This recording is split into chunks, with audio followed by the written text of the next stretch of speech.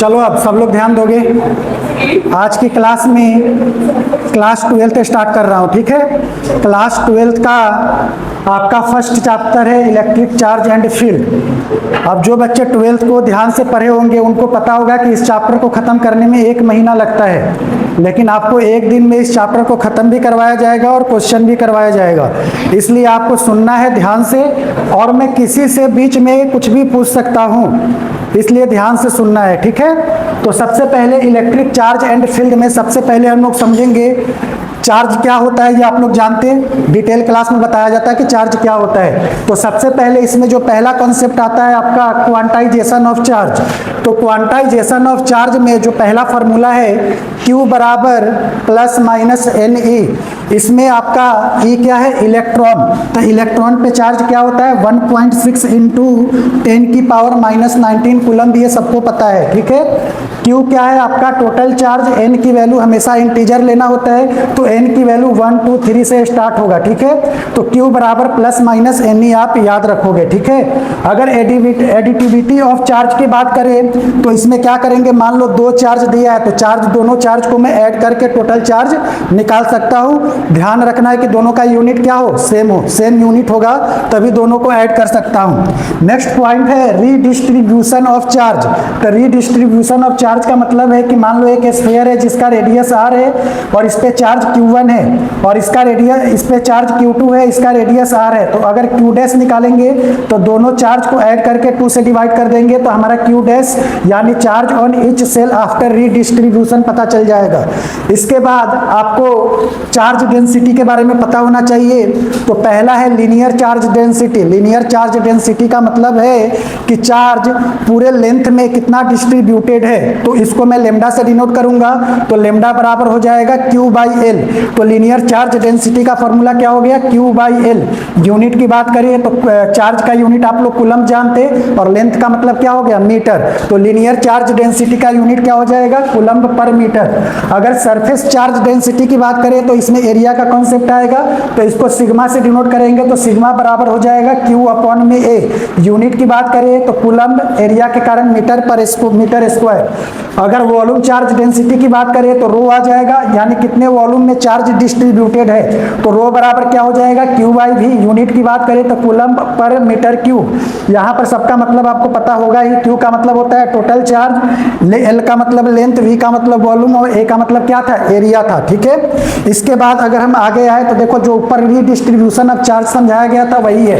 मान लो कि इसका रेडियस r1 है, यहाँ रेडियस r2 है, वहां पर देखो रेडियस दोनों बराबर था। यहाँ पर अगर रेडियस अलग अलग रहे तो Q1 डैश कैसे निकालोगे, तो Q1 डैश निकालने के लिए r1 टोटल दोनों का रेडियस प्लस करके टोटल चार्ज से क्या करोगे, डिवाइड कर दोगे। टोटल चार्ज क्या बताया था, दोनों को जोड़ दोगे तो टोटल चार्ज आ जाएगा।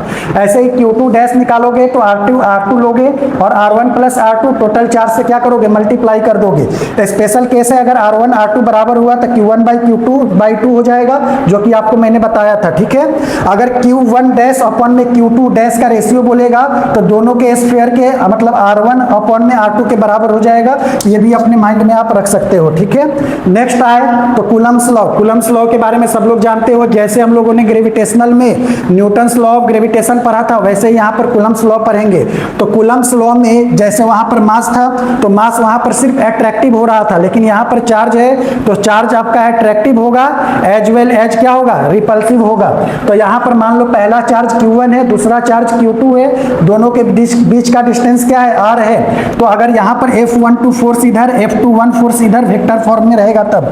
तो यहाँ पर अगर मैग्नीट्यूड निकाले फोर्स का तो क्या हो जाएगा, 1/4πε0 Q1 Q2 अपॉन में r², यानी फोर्स जो होगा दोनों चार्ज के मल्टीपल के बराबर होगा और उनके डिस्टेंस के स्क्वायर के इनवर्सली प्रोपोर्शनल होगा। यहाँ पर 1/4πε की जगह कहीं कहीं k लिखा होता है, तो उसी k की वैल्यू होती है 1/4πε0। अब न्यूमेरिकल करोगे तो ε0 की वैल्यू सबको याद होगा, इसको क्या बोलते हैं, परमिटिविटी ऑफ फ्री स्पेस, जिसकी वैल्यू क्या होती है 8.85 इंटू 10 की पावर माइनस 12। यूनिट की बात करें तो कूलम स्क्वायर अपॉन में न्यूटन मीटर स्क्वायर हो जाता है। अगर k की बात करें तो k की तो वैल्यू वैल्यू बहुत ही इंपॉर्टेंट है, 9 इंटू 10 की पावर 9 न्यूटन मीटर स्क्वायर पर कूलम स्क्वायर, डिटेल क्लास में बताया गया होगा।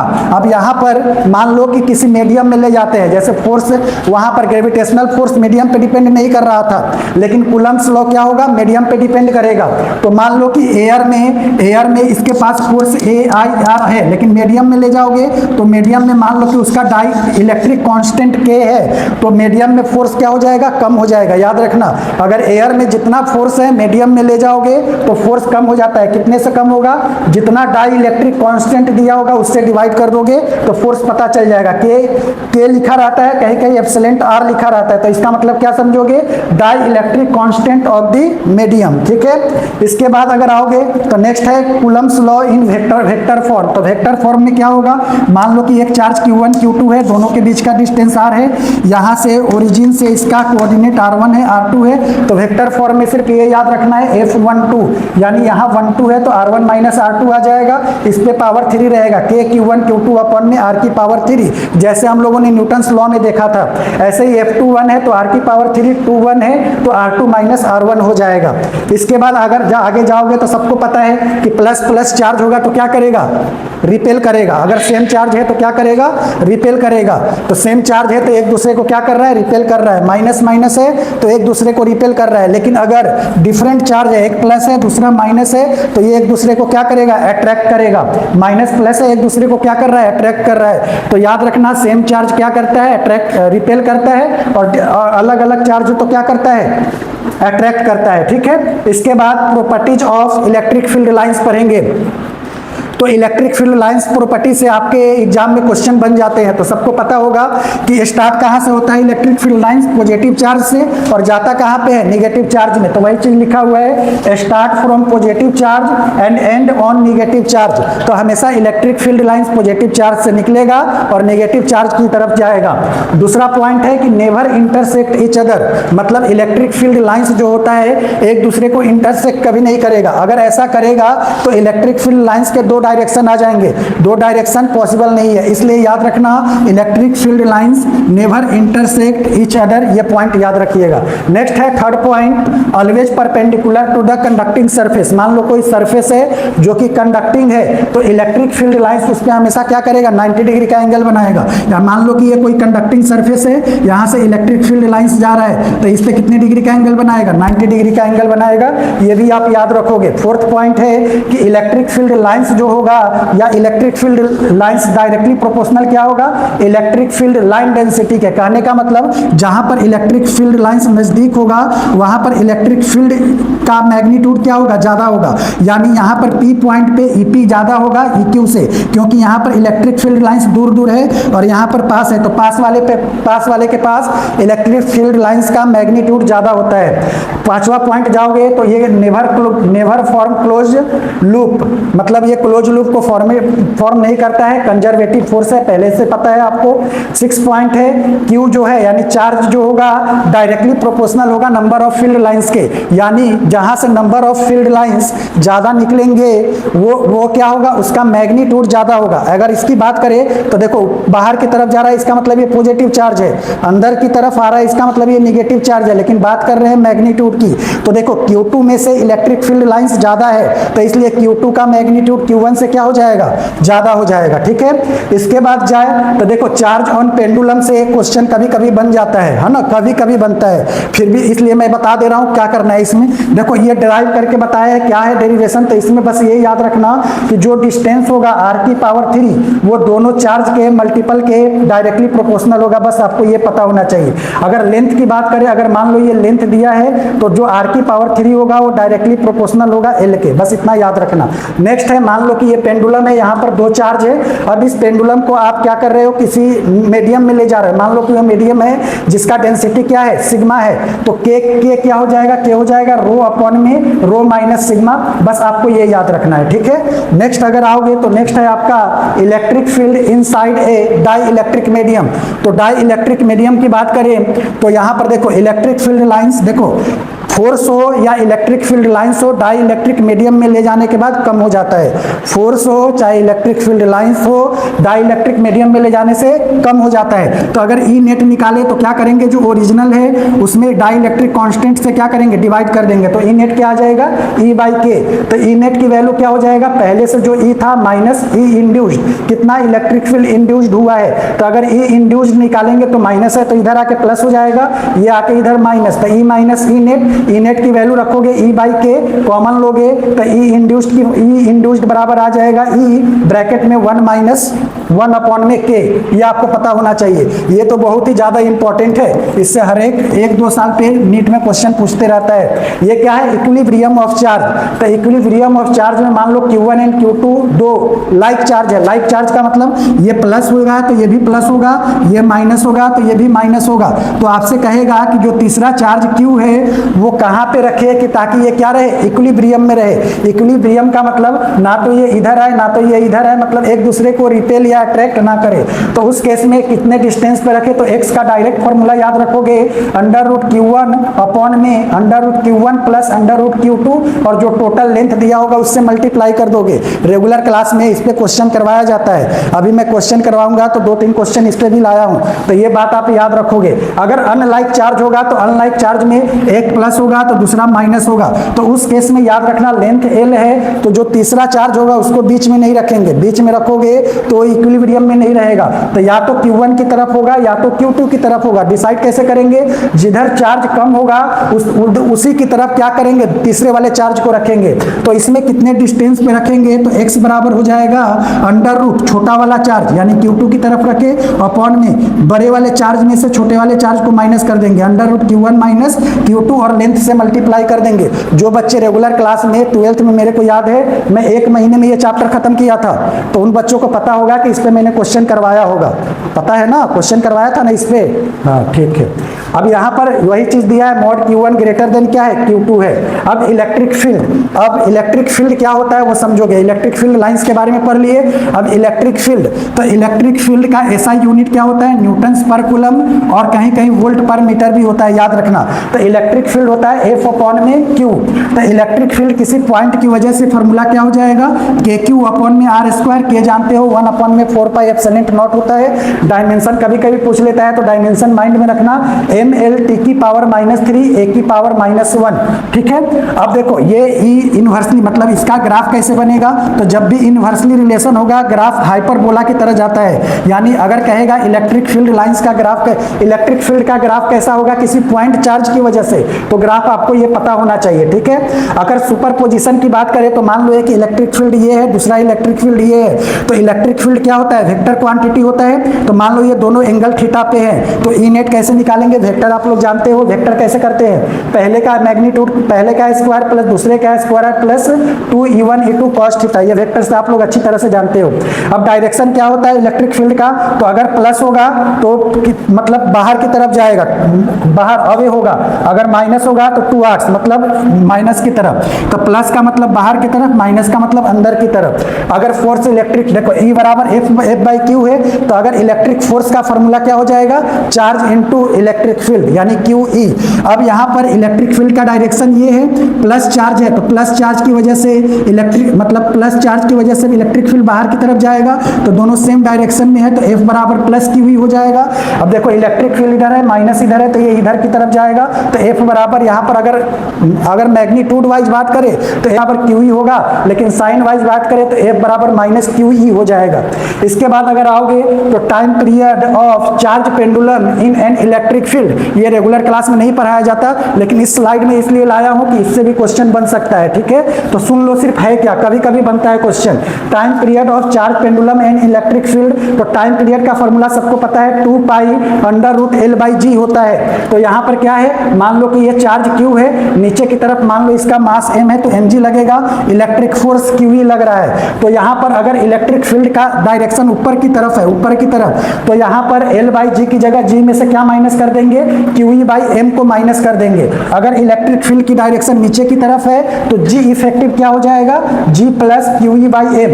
तो देखो यहाँ पर टाइम पीरियड क्या हो जाएगा, इंक्रीज हो जाएगा, यहाँ पर टाइम पीरियड क्या हो जाएगा, डिक्रीज हो जाएगा। लेकिन मान लो कि ये हॉरिजॉन्टली ऐसे इलेक्ट्रिक फील्ड लाइंस का डायरेक्शन डायरेक्शन है, तो उस केस में T बराबर 2 pi L under root G effective की बात करें तो G square plus QE by M का होल स्क्वायर। ये फोर्स का ही फॉर्मूला है, जब फोर्स को बैलेंस करोगे ना F बराबर क्या होता है QE, तो F की जगह क्या रख दोगे MA बराबर QE, तो यहाँ से जो एक्सेलरेशन की वैल्यू है वो क्या आ जाएगा QE बाई M, तो वही चीज यहाँ रखा हुआ है, यानी G प्लस A करते हैं ना, तो वही चीज है यहाँ पर। तो टाइम पीरियड यहाँ भी क्या हो जाएगा डिक्रीज हो जाएगा। नेक्स्ट आओगे, अब न्यूट्रल पॉइंट की बात कर रहा है। न्यूट्रल पॉइंट में क्वेश्चन कैसे पूछेगा, मान लो Q1 चार्ज यहाँ पे है, Q2 चार्ज यहाँ पे है, दोनों के बीच का डिस्टेंस R है, और कहेगा कि यहाँ पर न्यूट्रल पॉइंट N है, तो कहेगा x1 कितना होगा x2 कितना होगा। तो x1 कैसे निकालेंगे, अंडर रूट मतलब Q1 से है तो अंडर रूट Q1 अपॉन में under root Q1 plus Q2 total distance से मल्टीप्लाई कर दोगे। x2 के लिए Q2 से डिस्टेंस है तो Q2 अपॉन में Q1 plus Q2 into R कर दोगे। अगर अनलाइक चार्ज होगा, मतलब ये लाइक चार्ज के लिए था, दोनों प्लस प्लस रहे या दोनों माइनस माइनस रहे, अनलाइक चार्ज एक प्लस एक माइनस, तो उस केस में न्यूट्रल पॉइंट बाहर की तरफ होगा, जैसे कि मैंने एक ऊपर बताया था। तो उस केस में यहाँ पर Q2 क्या है Q1 से कम है, तो Q2 की तरफ ही न्यूट्रल पॉइंट आएगा। तो x कैसे निकालेंगे, अंडर रूट Q2 बड़े वाले चार्ज में से छोटे वाले माइनस को माइनस करके टोटल लेंथ से क्या करेंगे मल्टीप्लाई कर देंगे। डिस्टेंस हमेशा Q1 से लेना है, तो Q1 से इसका डिस्टेंस न्यूट्रल पॉइंट का क्या हो जाएगा, पहले से R था, यहाँ x पॉइंट पे न्यूट्रल पॉइंट आ रहा है, तो टोटल डिस्टेंस Q1 क्या हो जाएगा x प्लस R हो जाएगा। ठीक है, अब नेक्स्ट आओगे, ये रेगुलर क्लास में मैंने करवाया था 12th क्लास को। तो नेक्स्ट है आपका charge particle release in an electric field. अगर चार्ज पार्टिकल को रिलीज कर रहे हैं इलेक्ट्रिक फील्ड में, तो उस केस में फोर्स तो आप लोग जानते हैं F बराबर QE होगा, एक्सेलरेशन अभी निकाल के बताया था QE बाई M होगा। अगर वेलोसिटी की बात करें तो वेलोसिटी QE बाई M को टाइम से मल्टीप्लाई कर दोगे जो दिया रहेगा, वेलोसिटी क्या हो जाएगा under root 2 QEM by into x. Kinetic energy Q square E square T square upon में 2M। यहाँ पर वही चीज बताया गया है, प्लस है तो बाहर की तरफ जा रहा है, इलेक्ट्रिक फील्ड का डायरेक्शन सेम है, तो accelerated in the direction of electric field. अगर निगेटिव है इलेक्ट्रिक फील्ड अपोजिट है, तो वही कह रहा है accelerated opposite to the direction of electric field. बाकी अगर वेलोसिटी की बात करें किसी पॉइंट पे, तो यहाँ पर प्रोजेक्टाइल से आप लोग जानते हैं ये Vx होगा और ये Vy होगा। तो वेलोसिटी अगर पूछेगा तो वेलोसिटी का मतलब इसका मैग्नीट्यूड ले लेना। कैसे लेंगे, Vx square plus Vy square. Suppose date कोई क्वेश्चन दिया V बराबर 3I प्लस 4J और कहेगा कि इसका मैग्नीट्यूड बताओ, तो क्या करोगे 3 का स्क्वायर प्लस 4 का स्क्वायर। अगर यहाँ पर अगर किसी अलग पॉइंट पे पूछता है, मतलब देखो अगर ये यहाँ पर पूछ रहा है तो ये होगा, किसी और पॉइंट पे पूछेगा तो x वाला कंपोनेंट चेंज नहीं होता है लेकिन y वाला हो जाएगा, तो y की जगह क्या लिखोगे QE by M into T का whole square. MP by ME का रेशियो याद रखना 1837 होता है, लेकिन अगर ME बाई MP का रेशियो बोले तो ये हो जाएगा 1 अपॉन में 1837। तो ऑब्जेक्टिव के लिए इसको याद रख सकते हो। MP का मतलब है मास ऑफ प्रोटॉन और ME का मतलब है मास ऑफ इलेक्ट्रॉन। अगर आगे आए तो some important electric field. Some important electric field का मतलब कोई डायग्राम होगा, उसका इलेक्ट्रिक फील्ड क्या होगा उसकी बात कर रहा है। तो पॉइंट चार्ज की वजह से आप लोग जानते हैं कि इलेक्ट्रिक फील्ड क्या होता है KQ अपॉन में R स्क्वायर। ऊपर ग्राफ बता दिया था, ग्राफ ऐसा बनेगा। अगर मेटल स्फीयर है या हॉलो स्फीयर है तो रेगुलर क्लास में ड्राइव करके भी बताया जाता है कैसे आया, अभी सिर्फ याद कर लो क्या होगा। तो देखो अगर मेटल स्फीयर है, हॉलो स्फीयर है, तो चार्ज क्या होगा स्फीयर के ऊपर होगा, यानी इन साइड में चार्ज कुछ नहीं होगा। तो अगर सरफेस पे कहेगा तो सरफेस पे इलेक्ट्रिक फील्ड क्या हो जाएगा KQ अपॉन में पूरा डिस्टेंस R स्क्वायर। अगर आउटसाइड में कहेगा, आउटसाइड मान लो ये पॉइंट R है, तो KQ अपॉन में क्या हो जाएगा ये वाला डिस्टेंस ले लेंगे R स्क्वायर। लेकिन अगर इन साइड की बात करेगा तो इन साइड में तो चार्ज है ही नहीं, तो इन साइड में चार्ज नहीं है तो इलेक्ट्रिक फील्ड इन साइड क्या हो जाएगा जीरो हो जाएगा। ठीक है, तो ये किसके लिए कंडीशन था, ये कंडीशन था मेटल स्फीयर या हॉलो स्फीयर के केस के लिए था। नेक्स्ट जाएंगे नॉन कंडक्टिंग स्फीयर के केस में। तो नॉन कंडक्टिंग में आपको ही पता है कि जो चार्ज होगा वो पूरे वॉल्यूम में क्या होगा स्प्रेड होगा, मतलब चार्ज सरफेस पे नहीं आएगा। तो चार्ज सरफेस पे नहीं आएगा, तो देखो अगर आपसे बोला है मेटल स्फीयर या हॉलो स्फीयर तो उस केस में इन साइड में जीरो होगा। लेकिन अगर आपसे बोला है नॉन कंडक्टिंग स्फीयर तो उस केस में इन साइड में चेंज हो जाएगा। इन साइड में क्या आएगा KQ R अपॉन में R की पावर 3। ये इंपॉर्टेंट है, यहाँ पर इलेक्ट्रिक फील्ड इन साइड में डायरेक्टली प्रोपोर्शनल होगा स्मॉल r के। तो इसलिए देखो यहाँ पर ग्राफ, इसका ग्राफ भी इंपॉर्टेंट है, ग्राफ पूछ लेता है। सरफेस पे बात करें तो KQ अपॉन में R स्क्वायर, आउटसाइड में बात करें तो KQ अपॉन में R स्क्वायर। तो दोनों में सेम क्या है, ये सेम है, ये सेम है, सिर्फ इन साइड में जीरो है और इन साइड में ये है। तो देखो इसका जब ग्राफ बनाओगे तो इसमें अंदर क्या है, जीरो है, तो जीरो है तो यहाँ तक कुछ नहीं है। लेकिन आउटसाइड में जाओगे तो देखो आउटसाइड में जैसे जैसे डिस्टेंस बढ़ा रहे हो इलेक्ट्रिक फील्ड कम हो रहा है, तो ये देखो कम की तरफ जा रहा है। समझ में आ गया। अगर इसका नॉन कंडक्टिंग का ग्राफ बनाओगे तो अंदर में आर डायरेक्टली प्रोपोर्शनल है, तो जैसे जैसे आर बढ़ाओगे इलेक्ट्रिक फील्ड आपका बढ़ते जाएगा बढ़ते जाएगा। एक पॉइंट आएगा जहां पर मैक्सिमम होगा, उसके बाद आर बढ़ाओगे तो इलेक्ट्रिक फील्ड क्या होगा, कम होते चला जाएगा। तो ग्राफ इंपॉर्टेंट है, याद रखिएगा। कंडक्टिंग सीट है, अगर कंडक्टिंग सीट है तो देखो जब भी कंडक्टिंग बोलेगा चार्ज सरफेस पे आएगा। तो मान लो इसका चार्ज डेंसिटी सिग्मा है तो इलेक्ट्रिक फील्ड क्या हो जाएगा, सिग्मा अपॉन में एप्सिलॉन नॉट। लेकिन अगर नॉन कंडक्टिंग सीट बोलेगा तो चार्ज जो होगा पूरे वॉल्यूम में होगा, तो उस केस में इलेक्ट्रिक फील्ड हो जाएगा सिग्मा अपॉन में 2 एप्सिलॉन नॉट। रेगुलर क्लास में ड्राइव करके भी बताया जाता है, कैसे आया अभी याद रखोगे। नेक्स्ट है आपका सम इंपॉर्टेंट इलेक्ट्रिक फील्ड। तो सम इंपॉर्टेंट इलेक्ट्रिक फील्ड में अब डायग्राम कैसा है, बोला है नंबर 7 पे। देखो अभी तक हम लोगों ने क्या क्या पढ़ लिया, कंडक्टिंग स्फीयर के लिए पढ़ लिया, नॉन कंडक्टिंग स्फीयर के लिए पढ़ लिया। अब नेक्स्ट जो आया है electric field due to finite linear charge distribution. एक फाइनाइट लार्ज चार्ज डिस्ट्रीब्यूशन है, मैंने बोला था लेंथ पे होगा तो लेमडा लेंगे। तो मान लो इस पी पॉइंट पे कहेगा कि इलेक्ट्रिक फील्ड कितना होगा, तो देखो इसके दो कंपोनेंट बनेंगे, एक आपका इधर की तरफ जाएगा, एक नीचे की तरफ जाएगा। तो एक बनेगा आपका परपेंडिकुलर, तो परपेंडिकुलर के केस में के लेमडा अपॉन में r sine theta 1 plus sine theta 2 हो जाएगा। लेकिन पैरेलल के केस में क्या हो जाएगा, के लेमडा अपॉन में r into cos theta minus cos theta 2 हो जाएगा। ठीक है, तो ये आपको याद रखना है, थीटा 1 और थीटा 2 आपका एंगल है। अब यहाँ पर आ जाओ, मान लो कि इसको इन्फिनिटी तक ले जा रहा है, अभी क्या था फाइनाइट था, अब इसको इन्फिनिटी तक ले जाओगे, तो इन्फिनिटी तक ले जाओगे तो ई पैरेलल जीरो हो जाता है। इन्फिनिटी के केस में ई पैरेलल जीरो हो जाएगा, सिर्फ ई परपेंडिकुलर आएगा। तो ई नेट कितना हो जाएगा, 2k lambda by r, 2k lambda by r अगर इन्फिनिटी का केस है। लेकिन अगर ऐसा केस है कुछ electric field due to circular arc at its centre, मतलब इसके सेंटर पे कहेगा कि इलेक्ट्रिक फील्ड कितना होगा, तो ये इंपॉर्टेंट है, यहाँ से नीट में क्वेश्चन पूछ रखा है। तो ई नॉट कितना हो जाएगा, 2k lambda by r into sine theta by 2। ये एंगल जितना दिया होगा उसको 2 से डिवाइड करके निकाल लोगे। सेंटर की बात करें तो सेंटर पे एंगल कितना बनता है, आप लोग सेंटर पे जानते हैं, अगर पूरा सर्कल है तो सेंटर पे 360 एंगल बनेगा, 2 से डिवाइड करोगे साइन 180 हो जाएगा। इसलिए बोला जाता है कि सेंटर पे इलेक्ट्रिक फील्ड क्या हो जाएगा, जीरो हो जाएगा। ठीक है, नेक्स्ट बात करें, देखो अब क्या किया, सेमी इनफिनाइट कर दिया, मतलब एक तरफ सेमी इनफिनाइट एक तरफ को हटा दिया। तो उस केस में ई परपेंडिकुलर के लेमडा बाई आर और ये भी के लेमडा बाई आर, वेक्टर से जानते हैं अगर 90 डिग्री का एंगल बनता है तो ई नेट हो जाता है √2 के लेमडा बाई आर, यानी ई नेट हो जाएगा √2 E1 और E2, तो दोनों बराबर है इसलिए के लेमडा बाई आर रख दिया। अब नेक्स्ट आओगे तो सम इंपॉर्टेंट इलेक्ट्रिक फील्ड, अब क्या आ गया, electric field at the centre of circular ring. ये आपका सर्कुलर रिंग है, सेंटर पे जानते कोई चार्ज नहीं है तो इलेक्ट्रिक फील्ड जीरो होगा। अब electric field due to circular ring on charge, अगर एक्सिस की बात करेगा तो एक्सिस, ये इंपॉर्टेंट है समझो, यहाँ पर एक्सिस की बात करेगा तो क्लास में ड्राइव करके बताया जाता है कैसे आता है। अभी आपको याद रखना है कि अगर ये एक्सिस पे कह रहा है यानी इस पी पॉइंट पे, तो इस पी पॉइंट पे इलेक्ट्रिक फील्ड हो जाएगा 1 अपॉन में 4 pi epsilon not Q X bracket में X square plus R square 3/2।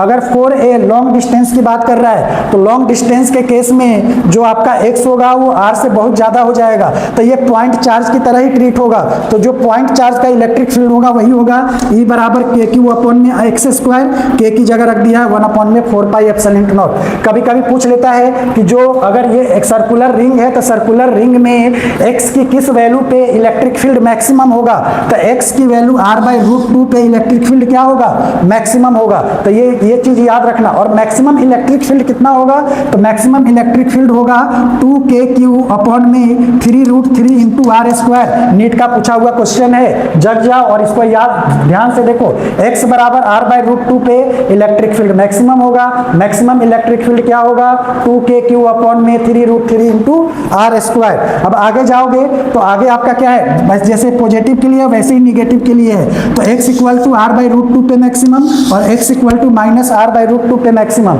तो पॉजिटिव और निगेटिव का ग्राफ अगर एक साथ कहेगा तो ये माइंड में रखोगे। अब नेक्स्ट है आपका इलेक्ट्रिक फ्लक्स। लास्ट टॉपिक की तरफ हम लोग आ गए। अब इलेक्ट्रिक फ्लक्स होगा, गॉस लॉ होगा, उसके बाद ये चैप्टर खत्म होगा, उसके बाद हम लोग क्वेश्चन करेंगे, ठीक है।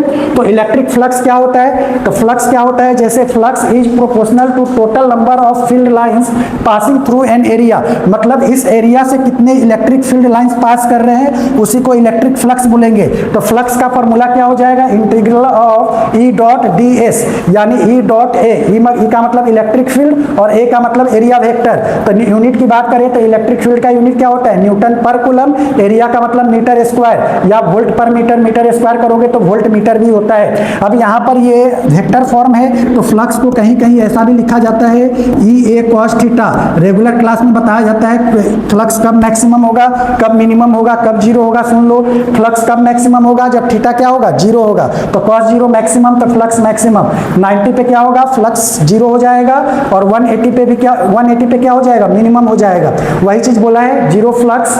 जीरो फ्लक्स का मतलब क्यू नेट अपन, अब देखो यहाँ पर गॉस लॉ होगा। गॉस लॉ क्या कहता है? गॉस लॉ कहता है कि जो फ्लक्स होता है क्यू इनक्लोज्ड अपॉन में एप्सिलॉन नॉट के बराबर होता है। तो इसको अगर इंटीग्रल फॉर्म में लिखेंगे तो ई डॉट डी हो जाएगा। तो 5 क्यू नेट अपॉन में एप्सिलॉन नॉट है, तो अगर मान लो चार्ज अंदर जीरो है तो फ्लक्स क्या हो जाएगा? जीरो हो जाएगा, ठीक है। नेक्स्ट है इलेक्ट्रिक फ्लक्स फॉर क्यूब। ये जितने भी केसेस बता रहा हूं इससे नीट में 2026 में एक क्वेश्चन आ सकता है, क्योंकि इस पे बार बार क्वेश्चन पूछा है। तो बस ये 6 स्पेशल केस अपने माइंड में रखना। Electric flux for a cube के लिए क्या है? मान लो एक क्यूब है यहाँ पर, अब यहाँ पर चार्ज की कुछ बात नहीं किया है, तो इसका मतलब चार्ज मान के चलूंगा जीरो है, तो फ्लक्स गॉस लॉ से क्या होगा? क्यू इनसाइड अपॉन में एप्सिलॉन नॉट, चार्ज की बात ही नहीं किया यानी चार्ज जीरो। तो अगर no charge inside the cube बोलेगा तो फ्लक्स की वैल्यू क्या लोगे? जीरो लोगे। केस 2 क्या है? Charge place at centre. अगर मान लो सेंटर पे चार्ज को मैंने प्लेस्ड कर दिया तो इस केस में फ्लक्स टोटल क्या हो जाएगा? क्यू अपॉन में एप्सिलॉन नॉट। क्यू जो टोटल चार्ज होगा वही होगा। अब क्या करेगा अगले केस में? यहाँ पर क्यू वन साइड, मतलब एक साइड पे अगर चार्ज को रखा है तो क्यू वन साइड पे क्या हो जाएगा? क्यू अपॉन में 6 एप्सिलॉन नॉट। कब? जब एक साइड पे इस चार्ज को रखा है। एक हो गया, दो हो गया, तीसरा केस यहाँ पे होगा। Charge place at the face. देखो आप लोग जानते क्यूब में फेस होता, तो यहाँ इस फेस पे अगर रखा है चार्ज को तो कहेगा फ्लक्स टोटल क्यूब में कितना होगा? तो क्यू अपॉन में 2 एप्सिलॉन नॉट याद रखोगे। फोर्थ केस है charge place at the corner. मान लो कि इसमें टोटल 8 कॉर्नर होते हैं, किसी एक कॉर्नर पे रख दिया और बोला कि बताओ कि इसमें फ्लक्स कितना होगा? तो क्यूब के अंदर क्यू अपॉन में 8 एप्सिलॉन नॉट रखोगे। लेकिन अगर फ्लक्स वन फेस पे बोलेगा, देखो टोटल बोलेगा तो क्यू अपॉन में 8 एप्सिलॉन नॉट, लेकिन यहाँ पर चार्ज रख दिया, बोला कि एक फेस पे कितना होगा? तो एक फेस के लिए 1/3 से मल्टीप्लाई कर दोगे तो क्यू अपॉन में 24 एप्सिलॉन नॉट। देख लेना कि पूछा क्या है, ठीक है। तो ये फोर्थ हो गया। नंबर 5 है charge place at the edge. देखो ये एज है, तो अगर एज पे एक चार्ज को रख दिया कहेगा क्यूब में क्या होगा? तो क्यू अपॉन में 4 एप्सिलॉन नॉट। अगर एक साइड पे बोलेगा तो क्यू अपॉन में 16 एप्सिलॉन नॉट। अब ये लास्ट केस है flux through curve surface. Curve surface एक ऐसा फिगर है, सिलेंडर की तरह है, तो यहाँ पर अगर क्यू रख दिया तो जो फ्लक्स इफेक्टिव होगा वो flux curve plus 2 times flux cross section के बराबर होगा। कभी क्वेश्चन पूछा नहीं है इसलिए इसको स्किप कर देना, लेकिन ये 5 केस आप याद रखना। अब आ जाओ क्वेश्चन